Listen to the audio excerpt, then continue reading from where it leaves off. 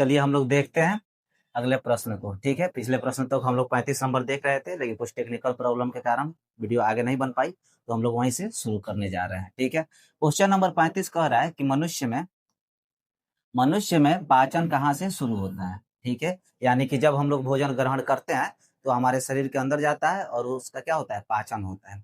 तो प्रश्न यह पूछा जा रहा है कि पाचन शुरू कहाँ से होता है। ठीक है, यानी कि जब हम भोजन ग्रहण कर ले रहे हैं तो शरीर का वो कौन सा अंग है जो भोजन का पाचन क्या कर रहा है, शुरू कर दे रहा है। ठीक है, यानी कि पहला वो कौन सा अंग है। ऑप्शन देखते हैं। ऑप्शन ए में कह रहा है पेट, ऑप्शन बी कह रहा है मुंह, ऑप्शन सी कह रहा है आंत, या ऑप्शन डी कह रहा है यकृत। ठीक है, तो देखिए जैसे ही हम भोजन ग्रहण करते हैं, यानी हमारे द्वारा भोजन का क्या होता है, अधिग्रहण होता है, तो सबसे जो पहला भाग होता है वो होता है मुंह।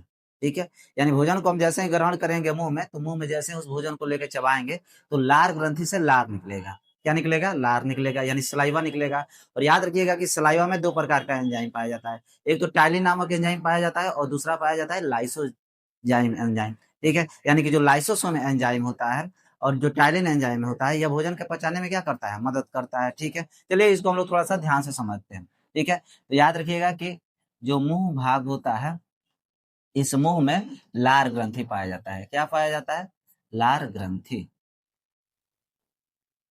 और लार ग्रंथि से जो है दो प्रकार के एंजाइम स्रावित होते हैं। पहला है टाइलिन नामक एंजाइम, टाइलिन एंजाइम,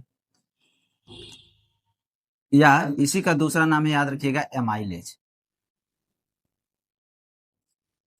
दोनों नाम याद रखना जरूरी है। ठीक है, हो सकता है कि ऑब्जेक्टिव में यह ना दे और यह नाम लिख दे, तो फिर आप वहां कंफ्यूज हो जाइएगा कि हमें तो टाइलिन पढ़ाया गया है, ये एमाइलेज कहाँ से आ गया। तो दोनों नाम याद रखिए, टाइलिन एंजाइम का ही दूसरा नाम क्या होता है, एमाइलेज होता है। ठीक है, दूसरा जो एंजाइम निकलता है वो है लाइसोजाइम, जिसे हम बोलते हैं लाइसोसोम,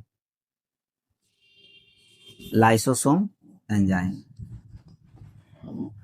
ठीक है, याद रखिएगा, प्रश्न में कई बार पूछा है कि हमारे शरीर में, ठीक है, कार्बोहाइड्रेट का पाचन कौन करता है। तो याद रखिएगा कौन सा एंजाइम करता है, टाइलिन नामक एंजाइम, यानी कि यह स्टार्च का पाचन करता है। यह स्टार्च क्या है, तो याद रखिएगा कि यह कार्बोहाइड्रेट का क्या है, एक प्रकार है। ठीक है, तो यह स्टार्च का क्या करता है, पाचन करता है, स्टार्च का पाचन करता है। ठीक है, लाइसोसोम एंजाइम क्या करता है, तो याद रखिएगा यह भोजन में हानिकारक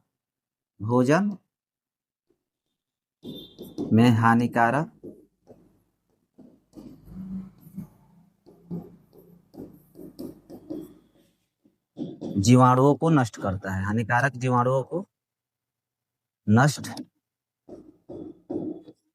करता है। कहने का मतलब यह है कि जैसे ही हम भोजन ग्रहण करेंगे, उसमें अगर कोई हानिकारक जीवाणु जा रहा है, तो लार से जो लाइसोसोम एंजाइम निकलेगा वो क्या करेगा, उन जीवाणुओं को नष्ट कर देगा, यानी उन्हें डिस्ट्रॉय कर देगा। ठीक है, और फिर भोजन वहां से क्या है, शरीर के अलग भागों में पहुंचेगा, यानी उसके आगे प्रक्रिया होगी। ठीक है, तो प्रश्न पूछ रहा है कि मनुष्य में पाचन कहाँ से शुरू होता है। तो मनुष्य में पाचन कहाँ से शुरू हो जा रहा है, मुंह से शुरू हो जा रहा है। तो इसका राइट आंसर क्या हो जाएगा, ऑप्शन बी। ठीक है, बहुत ही आसान प्रश्न है, आप लोग इसे ध्यान रखिएगा कि मनुष्य में जो है भोजन की प्रक्रिया कहाँ से प्रारंभ हो जाती है, पाचन की, तो मुंह से। ठीक है, और अंतिम रूप जो होता है, यानी पूर्ण रूप से जो भोजन पाचन की बात करें, तो पूर्ण रूप से भोजन कहाँ पचता है, छोटी आंत में पचता है। ठीक है, उसके बाद जो है मलाशय में चला जाता है, यानी कि बड़ी आंत होते हुए मलाशय में चला जाता है, और वहां से जो है भोजन यानी मल का क्या हो जाता है, शरीर से बाहर निकल जाता है। तो याद रखिएगा कि हमारे अगर एग्जाम में यह प्रश्न आ रहा है कि भोजन का पाचन हमारे शरीर के किस भाग से शुरू होता है, तो किस भाग से शुरू हो रहा है, मुंह से हो रहा है।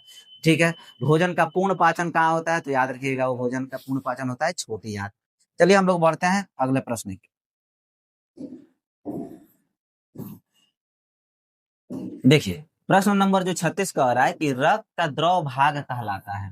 ठीक है, यानी रक्त का विभिन्न भाग होते हैं, विभिन्न प्रकार होते हैं। ठीक है, उनमें कौन सा भाग है जो द्रव होता है। ठीक है, तो देखिए ऑप्शन ए में दिया है आरबीसी। आरबीसी का मतलब होता है लाल रक्त कोशिका। दूसरा दिया है डब्ल्यूबीसी, ठीक है, यानी कि श्वेत रक्त कोशिका। और सी है प्लाज्मा, और ऑप्शन डी है प्लेटलेट्स। ठीक है, तो चलिए पहले हम लोग थोड़ा सा रक्त को समझते हैं। ठीक है, उसके बाद इसका आंसर किया जाएगा। जो रक्त होता है ना, यह दो अवस्थाओं से मिलकर बनता है। एक तो कणीय अवस्था, कणीय कहने का मतलब है कि ठोस होंगे। ठीक है, जो कण होते हैं वो क्या होते हैं, ठोस होते हैं। और दूसरा जो होता है वो तरल अवस्था। तरल कहने का मतलब कि वो द्रव की अवस्था में होंगे, जैसे पानी होता है, पानी की अवस्था कैसी होती है, द्रवित होता है। उसी प्रकार जो रक्त होता है ये दो अवस्थाओं से क्या है, मिलकर बना हुआ है। पहला जो है यह है प्लाज्मा।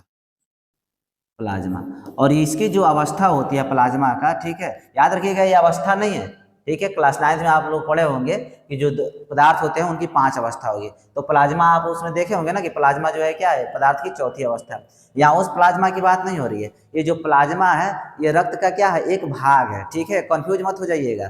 तो यह जो प्लाज्मा है और इसकी जो अवस्था होती है, याद रखिएगा यह तरल अवस्था होती है। कैसी अवस्था होती है, तरल अवस्था में यह पाया जाता है प्लाज्मा। दूसरा जो होता है रक्त का भाग, वो होता है रक्त कणिकाएं। रक्त कणिकाएं, कणिकाएं, ठीक है। कहने का मतलब है कि यह छोटे छोटे कण के रूप में होते हैं। पिछले वीडियो में हम एग्जाम्पल देके इसको समझाए थे कि मान लीजिए कि यह बाल्टी है और बाल्टी में हम क्या करें कि पानी रख दें, ठीक है, और इसमें जो है छोटे छोटे थोड़े से यानी थोड़ी मात्रा में हम क्या करें कि बालू भी रख दें, तो बालू जो होगा वो क्या होगा, कण की अवस्था होगा, और जो पानी होगा वो क्या होगा, वो तरल की अवस्था होगा। तो जो पानी इस बाल्टी में दिख रहा है यानी कि पानी के जो अवस्था है, समझिए वही अवस्था किसकी है, प्लाज्मा की अवस्था है। और जो बालू की अवस्था है, तो बालू तो कण के रूप में होता है ना, तो वो जो अवस्था है वो किसकी अवस्था है, वह है रक्त कणिकाएं की, ठीक है। तो प्लाज्मा जो होता है याद रखिएगा कि ये तरल अवस्था में पाया जाता है, यानी कि यह द्रव अवस्था में होता है। जो ब्लड होता है उसमें जो प्लाज्मा होता है उसकी अवस्था कैसी होती है, तो उसकी अवस्था होती है तरल। और जो रक्त कणिका है याद रखिएगा ये कण की अवस्था में होती है, और यह 3 प्रकार की होती है। कितने प्रकार की होती है, 3 प्रकार का। पहला होता है आरबीसी, ठीक है, रेड ब्लड सेल या रेड ब्लड कार्पल्स भी उसको बोला जाता है। दूसरा जो होता है वो होता है डब्ल्यूबीसी, डब्ल्यूबीसी यानी श्वेत रक्त कोशिका। और तीसरा जो होता है वो होता है प्लेटलेट्स, प्लेटलेट्स, ठीक है। याद रखिएगा कि ये जो तीनों प्रकार है ब्लड के, ये तीनों कौन सी अवस्था है, कणीय अवस्था यानी कण के रूप में पाया जाता है। जबकि जो प्लाज्मा है वो कौन सी अवस्था है, यह द्रव की अवस्था यानी कि यह तरल की अवस्था है। अब देखिए प्लाज्मा की बात करें, थोड़ा सा यहाँ से समझ लेते हैं कि अगर ऑब्जेक्टिव मान लीजिए कि इधर उधर से घुमा कर आया तो उसका भी तो आंसर आना चाहिए ना। तो ये जो प्लाज्मा होता है, अगर इसकी रंग की बात करें कि प्लाज्मा का रंग कैसा होता है, तो याद रखिएगा कि यह हल्का पीला कलर का होता है। इसका रंग कैसा होता है, हल्का पीला होता है, ठीक है। आप यहाँ इमेज में भी देख सकते हैं, ये प्लाज्मा दिख रहा है यहाँ पे, ये जो है ये वाला भाग प्लाज्मा है, ठीक है। और प्लाज्मा का रंग कैसा होता है, तो यह येलो होता है, ठीक है, लाइट येलो होता है, ज़्यादा डार्क नहीं होता है, यानी कि हल्का पीला होता है, ठीक है। अब इधर बात करें कणिकाएं की, तो याद रखिएगा इसमें आरबीसी आ जाएगा, डब्ल्यूबीसी आ जाएगा और प्लेटलेट्स आ जाएगा। ये जो आरबीसी है इसके रंग की बात करें तो याद रखिएगा आरबीसी का रंग होता है लाल। कैसा होता है, लाल होता है। और इसकी अवस्था कैसी होती है, तो कणीय अवस्था होती है। बात करें डब्ल्यूबीसी की, इसके रंग की बात करें तो याद रखिएगा कि ये रंग विहीन है, इसकी कोई रंग नहीं होता है, ठीक है। प्लेटलेट्स की बात करें तो याद रखिएगा कि जो इसका रंग होता है वो कोई भी रंग नहीं होता है, यानी कि ये भी कैसा होता है, रंग विहीन होता है। आप यहाँ इमेज में देख सकते हैं कि ये वाला जो भाग दिख रहा है ना, ठीक है, बीच वाला भाग, ये क्या है, ये डब्ल्यूबीसी है और प्लेटलेट्स है, ठीक है। और इसका कोई भी रंग नहीं है, यानी कि यह जो है रंग विहीन है, ठीक है। उसके नीचे आप देख सकते हैं ये वाला जो भाग है ये कैसा दिख रहा है, ये लाल दिख रहा है, और यही क्या है, आरबीसी है, ठीक है। यानी कि जो ब्लड होता है वो 2 अवस्थाओं से मिलकर बना है। प्लाज्मा जो है वो तरल अवस्था है और रक्त कणिकाएं जो है कणीय अवस्था है। अब कणिकाएं में भी 3 भाग है, याद रखिएगा, एक आरबीसी है, एक डब्ल्यूबीसी है और एक प्लेटलेट्स है, ठीक है। आरबीसी जो है इसका रंग कैसा है, लाल है। और प्रश्न ये भी पूछता है कि आरबीसी का रंग जो लाल है वो किसके कारण होता है, तो याद रखिएगा कि इसका रंग जो लाल होता है वो होता है हीमोग्लोबिन के कारण, हीमोग्लोबिन के कारण, ठीक है। हीमोग्लोबिन में आयरन की मात्रा पाई जाती है और आयरन के कारण ही क्या दिखता है, यह लाल दिखता है, ठीक है। आरबीसी की कार्य पूछ देता है कि आरबीसी का जो है कार्य क्या है, तो याद रखिएगा यह ऑक्सीजन का परिवहन करता है। क्या करता है, ऑक्सीजन, ऑक्सीजन का परिवहन करता है, ठीक है। अब आ जाइए डब्ल्यूबीसी के कार्य की बात करें। डब्ल्यूबीसी हमारे शरीर में क्या करता है, यानी श्वेत रक्त जो कणिकाएं हैं या श्वेत रक्त कोशिका है, इसका हमारे शरीर में क्या कार्य है, तो याद रखिएगा ये हमारे शरीर को जो है ना इन्फेक्शन से बचाता है, यानी संक्रमण बीमारियों से क्या करता है, यह लड़ता है और हमें संक्रमित होने से क्या करता है, बचाता है। तो प्रश्न में पूछा जाए कि डब्ल्यूबीसी के कार्यों को बताए, तो याद रखिएगा कि डब्ल्यूबीसी का कार्य क्या है, यह हमारे शरीर को संक्रमण होने से बचाता है। प्लेटलेट्स की कार्यों की बात करें तो याद रखिएगा ये जो प्लेटलेट्स है ये हमारे शरीर में रक्त को थक्का बनाते हैं, यानी हमारे ब्लड को क्या करते हैं, रक्त का थक्का बनाते हैं, यानी ब्लड क्लॉटिंग का काम करते हैं। प्रश्न ये भी पूछा जाता है कि प्लेटलेट्स की संख्या कितनी होती है, तो याद रखिएगा 1.5 लाख से यह होता है 4.5 लाख के बीच तक, ठीक है, यानी कि 1.5 लाख से 4.5 लाख के बीच में होती है। याद रखिएगा, अगर प्लेटलेट्स की संख्या 1.5 लाख से कम हो जाए तो ये ब्लड जो होता है ब्लीडिंग होने लगता है शरीर में। कहने का मतलब है कि शरीर में रक्त प्रवाह होने लगता है। क्यों होने लगता है कि ध्यान रखिएगा, ये तीनों किस अवस्था में पाया जाता है? कणीय अवस्था में पाया जाता है। और अगर कणीय अवस्था कम हो जाए, प्लेटलेट्स की संख्या क्या हो जाए, कम हो जाए, तो ये ज़्यादा हावी हो जाएगा ना प्लाज्मा, क्योंकि ये किस अवस्था में, तरल अवस्था में, यानी ब्लड ज़्यादा बहने लगेगा। और ज़्यादा ब्लड बहने लगेगा तो हमारे शरीर से क्या होने लगेगा, ब्लीडिंग होने लगेगा। अगर इसकी संख्या 4.5 लाख से ज़्यादा हो जाए हमारे शरीर में तो भी दिक्कत है। तब क्या होगा, तब हमारे शरीर में जो ब्लड है वो याद रखिएगा कि थक्का बनने लगेगा, यानी ब्लड का जो है क्लोटिंग होने लगेगा। ठीक है, तो दोनों में क्या है, दिक्कत है। इसलिए एवरेज में ही रहिए, कहाँ से कहाँ तक रखना है शरीर में प्लेटलेट्स की संख्या को, 1.5 लाख से 4.5 लाख के बीच में। आई होप आपको ये समझ में आ गया। और याद रखिएगा कि रक्त कणिकाएं जो होती है ये हमारे शरीर में 45, यानी हमारे जो ब्लड होता है उसमें 45% पाया जाता है, और जो प्लाज्मा होता है यह 55% पाया जाता है। इसकी मात्रा ज़्यादा होने के कारण ही ब्लड जो है क्या बहता है, नहीं तो ब्लड जो है कैसा रहता है, एकदम ठोस अवस्था में कहीं ना कहीं जमा हुआ रहता है। लेकिन आप देख सकते हैं कि जो कण वाला भाग है ठोस अवस्था है वो सिर्फ 45% है, और जो प्लाज्मा वाला यानी कि तरल वाला भाग वो ज़्यादा है, जिसके कारण ब्लड क्या यानी खून जो है बहते रहता है। आई होप आपको ये समझ में आ गया। रक्त का द्रव भाग क्या कहलाता है, तो रक्त का द्रव भाग कहलाता है प्लाज्मा। क्या कहलाएगा, प्लाज्मा कहलाएगा। प्लाज्मा किस अवस्था में रहता है, तरल अवस्था में रहता है। चलिए बढ़ते हैं हम लोग अगले प्रश्न की ओर।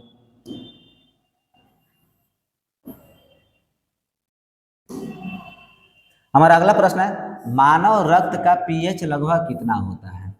पीएच मान की बात कर रहा है। ठीक है, ऑप्शन देख लेते हैं। ऑप्शन ए में 5.5, ऑप्शन बी में 6.8, ऑप्शन सी में है 7.4 और ऑप्शन डी में है 8। ठीक है, प्रश्न ये पूछ रहा है कि हमारे शरीर का जो पीएच मान होता है वो कितना होता है। तो सबसे पहले ये समझ लेते हैं कि पीएच होता है क्या। याद रखिएगा कि पीएच जो है एक संख्यात्मक मान है। ठीक है, पीएच मान। ठीक है, देखिए जो पीएच होता है इसका पूरा मतलब होता है पावर ऑफ हाइड्रोजन। क्या होता है, पावर ऑफ हाइड्रोजन। ठीक है, ये किसी भी पदार्थ की जो है H+ आयन की गणना करता है। यह बताता है कि कोई पदार्थ जो है वो अम्लीय है कि क्षारीय है। ठीक है, बात करें इसकी खोजकर्ता को तो याद रखिएगा कि 1909 ईस्वी में डेनमार्क के एक वैज्ञानिक थे एस सोरेनसन। ठीक है, एस सोरेनसन। एस सोरेनसन ने 1909 ईस्वी में पीएच स्केल की क्या की थी, खोज की थी। पीएच स्केल जनरली इसलिए खोजा गया था ताकि यह मालूम चल सके कि कोई पदार्थ जो है वो अम्ल है कि क्षारीय है। ठीक है, देखिए उन्होंने एक स्केल बनाया। ठीक है, और इस स्केल में जो है ना 0 से लेकर, ठीक है, और 14 तक संख्याओं को क्या किया, लिखा। ठीक है, और इसी में बताया कि अगर जिस पदार्थ का पीएच मान 7 होगा वह उदासीन होगा। ठीक है, यानी उसका स्वाद जो है एकदम उदासीन, किसी भी प्रकार का उसमें स्वाद नहीं मिलेगा। ठीक है, तो उदासीन होगा। याद रखिएगा जो जल होता है, जल का पीएच मान कितना होता है, लगभग 7 होता है। ठीक है, जल का पीएच मान 7 होने के कारण जो है जल में कोई स्वाद नहीं होता है। ठीक है, और जिस उन्होंने ये भी बताया कि जिस जो पदार्थ है, जो भी पदार्थ है, अगर उसका पीएच मान 0 और 6 के बीच में रहेगा, ठीक है, वो क्या होगा, वो अम्ल होगा। जिस पदार्थ का पीएच मान 0 और 6 के बीच में दिखाएगा वो क्या होगा, अम्ल होगा। और जिस पदार्थ का पीएच मान 8 और 14 के बीच में होगा वो कैसा दिखाएगा, वो क्षारीयता वाला गुण प्रदर्शित करेगा। ठीक है, कैसा गुण प्रदर्शित करेगा, क्षारीयता वाला। यानी कहने का मतलब यहाँ देखिए 7 है तो कोई स्वाद नहीं, उदासीन है। ठीक है, और जैसे ही आप इधर बढ़ते जाइएगा, कहने का मतलब है कि बाएं साइड में आते जाइएगा, उसकी जो है अम्लता क्या होती जाएगी, बढ़ती जाएगी। क्योंकि याद रखिए यहाँ पे कोई स्वाद नहीं, इधर जितना आइएगा खट्टा का स्वाद क्या होता जाएगा, बढ़ता जाएगा। उसी प्रकार 7 पे कोई स्वाद नहीं, इधर जाइएगा तो उसकी जो है कड़वाहट क्या होता जाएगा, धीरे धीरे बढ़ता जाएगा। कहने का मतलब है कि अगर आप पीएच स्केल में 7 से दाहिने साइड में जितना बढ़िएगा 14 की तरफ, पीएच मान क्या होता है, कहने का मतलब ये है कि उसकी क्षारीयता गुण क्या हो जाएगी, उतनी ज़्यादा बढ़ती जाएगी। और जितना ही आप 7 से 0 की तरफ आइएगा उसकी अम्लता गुण क्या होगी, उतना ही बढ़ती जाएगी। तो होप आपको ये समझ में आ गया कि पीएच स्केल होता क्या है। तो यहाँ पे ये प्रश्न पूछ रहा है कि हमारा जो ब्लड है उसका पीएच मान क्या होता है। तो देखिए ब्लड जो है इसका पीएच मान होता है, ठीक है, यह होता है 7.35 से लेकर 7.45 के बीच होता है। ठीक है, कितना होता है, 7.35 से लेकर 7.45 के बीच में ब्लड का पीएच मान होता है। तो देखिए 7 यानी कि जो है 7 से इधर चला गया ना 14 तक चला गया, 7 से लेकर 14 के बीच में 7 दशमलव क्या होता है 3-5 आता है। तो कहने का मतलब है कि ये अम्लीय होगा कि क्षारीय होगा। याद रखिएगा जो ब्लड होता है हमारा वो होता है हल्का क्षारीय। कैसा होता है? हल्का क्षारीय होता है। ठीक है, और इसका पीएच मान कितना होता है 7.4। ठीक है, ऑप्शन में यही ना दिया है कि 5.5, 6.8, 7.4 या 8.0। तो याद रखिए जब भी एग्जाम में पूछे कि ब्लड का पीएच मान कितना होता है तो ब्लड का पीएच मान कितना होता है 7.35 से लेकर 7.45 के बीच में अगर ऑप्शन में रहेगा तो टिक लगा दीजिएगा। और यहाँ पे वो ऑप्शन क्या दिख रहा है 7.4 दिख रहा है। चलिए बढ़ते हैं हम लोग अगले प्रश्न की ओर।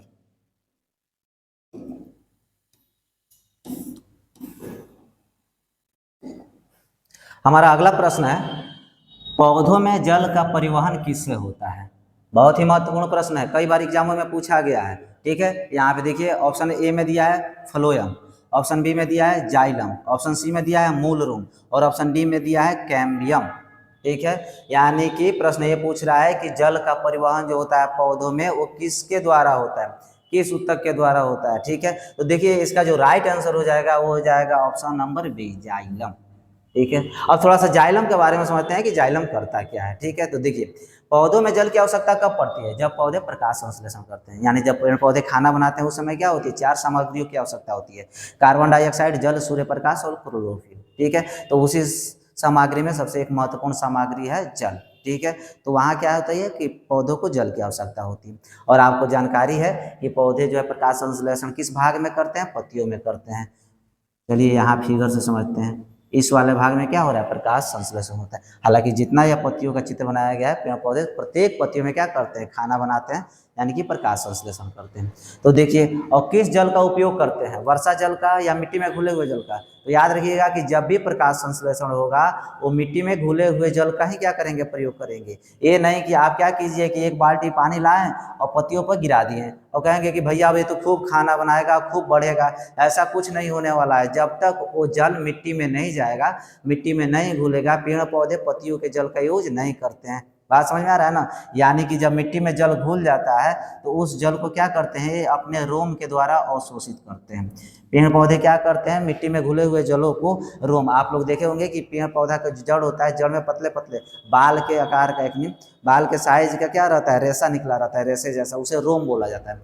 तो उस रोम से क्या करते हैं कि उस पानी को सोखते हैं यानी कि अवशोषित करते हैं, उसे बोला जाता है केशिकत्व विधि। और यह भी एग्जाम में पूछा हुआ है। ठीक है, कि पौधे में जो पानी चढ़ता है जड़ तक वो किस विधि के द्वारा चढ़ता है? तो याद रखिएगा केशिकत्व विधि द्वारा। केशिकत्व विधि। ठीक है, अंग्रेजी में इसे कैपिलरी एक्शन बोला जाता है। यह केशिकत्व विधि क्या होता है? तो देखे होंगे कि जो दीपक होता है, दीपक में जो बाती होता है वो क्या करता है तेल को अवशोषित करता है, तो तेल ऊपर चला जाता है जिससे क्या होता है दीपक जलता है। ठीक है, सेम वही प्रक्रिया यहाँ पे भी होती है। जो मिट्टी में जल घुले रहते हैं, ठीक है, उसको रोम क्या करता है अवशोषित करता है और अवशोषित करके कहाँ लेके आता है जड़ के पास लेके आता है। ठीक है, लेकिन जल चाहिए कहाँ? पत्तियों में, क्योंकि प्रकाश संश्लेषण कहाँ हो रही है पत्तियों में ही ना हो रही है। तो अब जड़ से जो है जल पत्तियों में पहुंचेगा कैसे? तो इसके लिए पौधों में उत्तक पाया जाता है जिसका नाम है जाइलम उत्तक। ये जाइलम उत्तक क्या करेगा कि इस जल को लेगा और पहुंचाएगा पत्तियों के विभिन्न भागों में। ठीक है, तो याद रखिएगा कि जो जल है वो जाइलम उत्तक के द्वारा कहाँ पहुंच रहा है? पत्तियों में पहुंच रहा है। ठीक है, तो इसे परिवहन बोलेंगे या विसरण बोलेंगे? यानी कि पौधों में जो जल जा रहा है वो परिवहन के द्वारा जा रहा है या विसरण के द्वारा जा रहा है? तो पिछले प्रश्नों में हम लोग इसका आंसर देख चुके थे या वीडियो भी उससे बन चुका है कि परिवहन और विसरण में क्या अंतर होता है, आप लोग वहाँ पे जाकर देख सकते हैं। फिर भी हम यहाँ पे समझा देते हैं। देखिए विसरण वह प्रक्रिया है जिसको जाने के लिए किसी माध्यम की आवश्यकता नहीं होती है। जैसे मान लीजिए कि जल है और उसमें आप क्या कीजिएगा स्याही डाल दीजिएगा, तो उसको फैलने के लिए किसी माध्यम की आवश्यकता होती है? नहीं होती है। हवा में क्या कीजिए अगरबत्ती जलाइए तो विसरण के द्वारा उसकी गैस क्या है चारों तरफ फैल जाता है ना। लेकिन यहाँ पे देखिए जो जल है ऐसा थोड़े है कि खुद से फैल रहा है, उस जल को क्या हो रहा है अवशोषित किया जा रहा है। और कौन लेके जा रहा है? यानी कि जड़ से उसको जाइलम लेके जा रहा है। तो याद रखिएगा पौधों में जो जल पहुंचता है पत्तियों में वो परिवहन के द्वारा पहुंचता है। किसके द्वारा पहुंचता है? परिवहन के द्वारा। और यह परिवहन जो है किसके द्वारा होता है? तो याद रखिएगा कि पौधों में जो जल का परिवहन होता है वो जाइलम उत्तक के द्वारा होता है। किसके द्वारा होता है? जाइलम उत्तक के द्वारा होता है। प्रश्न चाहे कैसा हो भी पूछे, घुमाकर छोड़ना नहीं है उसको। ठीक है, कॉन्सेप्ट क्लियर रखिए। जहां से भी प्रश्न आएगा आपका ऑब्जेक्टिव वहां से क्लियर हो जाएगा, ठीक है। तो जो जल का परिवहन होता है, याद रखिएगा, जाइलम उत्तक क्या करता है, जल का परिवहन करता है। एग्जाम में अगर कभी आप भूल गए तो याद रखिएगा कि जाइलम में भी कौन सा शब्द लगा है, ज, और जल में भी क्या लगा है, जल। तो जल का जो है परिवहन कौन करेगा, जाइलम उत्तक करेगा। तो इस प्रश्न का जो राइट आंसर हो जाएगा वो क्या हो जाएगा, ऑप्शन बी। चलिए बढ़ते हैं हम लोग अगले प्रश्न की ओर।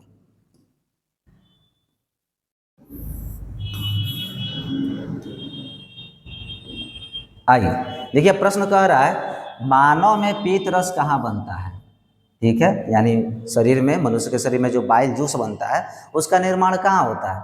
ऑप्शन ए में दिया है पेट यानी कि स्टोमक में, बी में अमाशय, ऑप्शन सी दिया है यकृत, या ऑप्शन डी दिया है आंत, ठीक है। तो देखिए मनुष्य में जो पीत रस है, ठीक है, पीत रस का निर्माण होता है,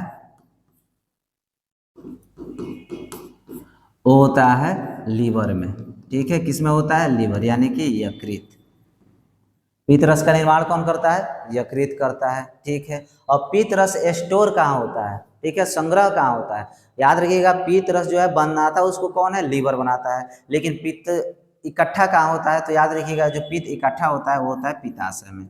स्टोर कहाँ पे होगा, पित्ताशय में, ठीक है। चीजें यहाँ से क्लियर हुई। पीत रस का निर्माण कौन करेगा, यकृत करेगा।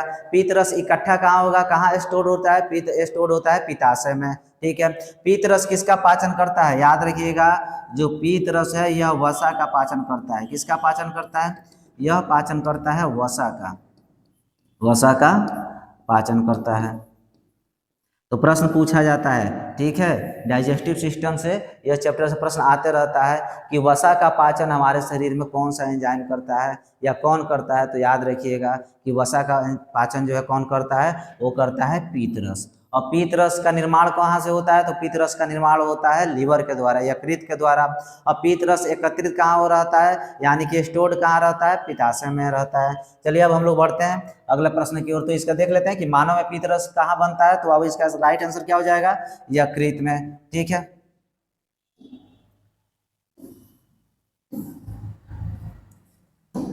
आइए अब प्रश्न देखते हैं 40 नंबर। कह रहा है कि हृदय की धड़कन सुनने का यंत्र है, ठीक है, यानी हार्ट जो है उसकी साउंड सुनने के लिए किस यंत्र का प्रयोग किया जाता है। ये तो बहुत ही आसान सवाल है, इसका आप लोग कमेंट में आंसर दे सकते हैं, ठीक है। देखिए ऑप्शन ए है बोरोमीटर, ऑप्शन बी है थर्मामीटर, ऑप्शन सी है स्टेथोस्कोप, और ऑप्शन डी है हृदय मशीन, ठीक है। तो इसका जो राइट आंसर हो जाएगा वो हो जाएगा हमारा स्टेथोस्कोप। क्या हो जाएगा, स्टेथोस्कोप। आप यहाँ पे चित्र में देख सकते हैं, यहाँ इमेज जो बनाया गया है वो किस मशीन का है, स्टेथोस्कोप। और डॉक्टर इसका यूज किस लिए करते हैं, पेशेंट के हार्ट का साउंड सुनने के लिए कि वो प्रॉपर से साउंड यानी वर्क अपना कर रहा है कि नहीं। जब वो हार्ट जो हमारा वर्क करता है ना तो वो साउंड देता है, ठीक है। लब लब और डब डब नामक, मतलब लब लब और डब डब साउंड का क्या करता है, वो प्रोड्यूस करता है। तो उसी हार्ट को सुनने के लिए किस मशीन का प्रयोग किया जाता है, याद रखिएगा स्टेथोस्कोप का, स्टेथोस्कोप।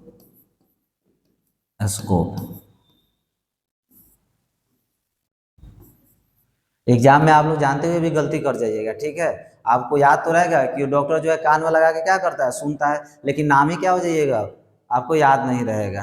तो वहां से भूलना नहीं है। इस मशीन का क्या नाम है, स्टेथोस्कोप। और इसका डॉक्टर किस लिए प्रयोग किया करते हैं, साउंड सुनने के लिए। कौन सा साउंड सुनने के लिए, म्यूजिक नहीं, इसका हार्ट के साउंड सुनने के लिए, ठीक है। तो हृदय की धड़कन सुनने का यंत्र कौन सा है, स्टेथोस्कोप है।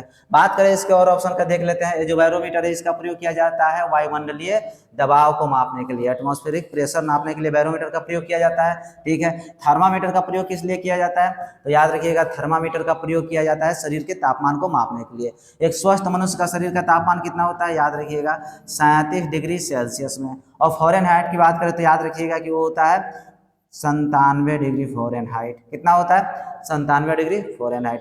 तो मनुष्य के, स्वस्थ मनुष्य का जो शरीर का तापमान कितना होता है, 37 डिग्री सेल्सियस। और फॉरेनहाइट में पूछा जाए, अच्छा देखिए यहाँ पे सेल्सियस पे क्या गया है, क्या हो जाएगा 97 डिग्री फॉरेनहाइट।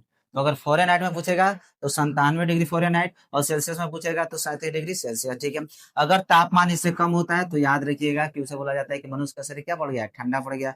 और इससे अगर ज्यादा हो रहा है तो याद रखिएगा कि वो बुखार यानी फीवर को दर्शा रहा है। तो आई होप आपको यह समझ में आ गया, ठीक है, कि स्टेथोस्कोप का प्रयोग किस लिए किया जाता है? मनुष्य के धड़कन की आवाज़ यानी जो हार्ट होता है उसके साउंड को सुनने के लिए, ठीक है? चलिए मिलते हैं लोग अगले प्रश्न में, ठीक है?